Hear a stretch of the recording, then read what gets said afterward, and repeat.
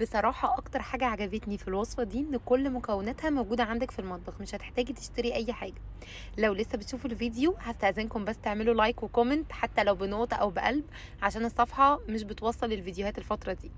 تعالوا نسمي بالله ونشوف ازاي هنعمل الصنف الحلو ده.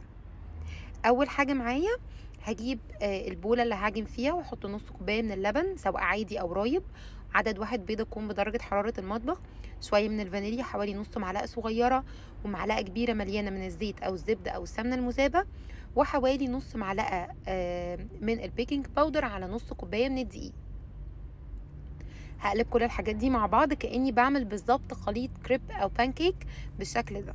مش محتاجة مضرب ولا عجان ولا خلاط، كله بالويسك اليدوي هيشتغل ويبقى زي الفل. لو حسيتي ان القوام خفيف شوية لا لازم تخليه تقيل بان انتي تزودي شوية من الدقيق. التسوية عندي مختلفة النهاردة، انا هسوي في الجريل او في اللي هي التوستر او الساندوتش ميكر اللي هي بتتقفل دي، لو مش موجودة عادي ممكن تسوي في اي طاسة عندك مش بتلزق. بدينا شوية زيت وبصب شوية من الخليط وبغطيها كده، بقفل على بعض وببتدي ان انا اشيل الحروف ده بس عشان الشكل، لكن انتوا ممكن تسيبوها عادي بالحروف بتاعتها.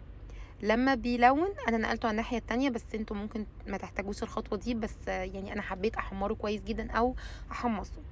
هي الفكره كلها انه شكل مختلف او شكل جديد عن الكريب او البانكيك اللي احنا متعودين عليه، وطعمها حلو قوي كمان وهي متحمصه، مش بس ان هي مستويه، لا التضليعه بتاعه الجريل دي طالعه شكلها حلو قوي. حطيت شويه كريم شانتيه عادي خالص ضربته بلبن او ميه وشويه صوص كراميل، وهبتدي الفه كده رول زي ما انتوا عايزين. عايزه بقى تقطعيه اصغر من كده يبقى مثلا كل واحده تتقسم اتنين كده، براحتك يعني ده اختياري، بس انا حبيت ان في الاخر يكون شكلها بالشكل ده. هزين بشويه كريمه، وطبعا التزيين اختياري، ممكن تحطي اي صوص فراوله مثلا او اي صوص فاكهه عندك مع شويه شوكولاته بيضه كده على الوش، وتبقى حلوه سهله جدا وسريعه متاخدش وقت خالص.